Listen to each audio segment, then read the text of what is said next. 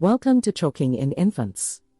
In this video, we will discuss relief of choking in infants, that is the age of 0 to 12 months. If it's mild obstruction, stay with the infant and try to keep them calm. Do not do a blind finger sweep as you force the object further into the airway. Call EMS if they do not quickly rid the obstruction. If it's more severe, use back blows and chest thrusts and call EMS. Begin BLS steps if the infant becomes unresponsive.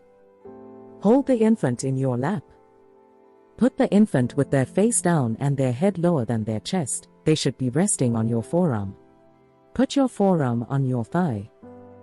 Support the infant's head and neck with your hand, and be sure to avoid putting pressure on their throat.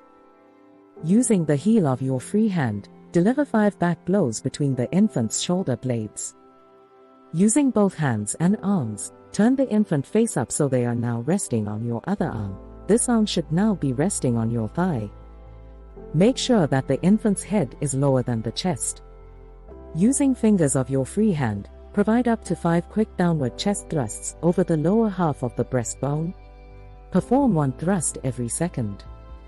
If the obstruction is not relieved, turn the infant face down on your other forearm and repeat the process.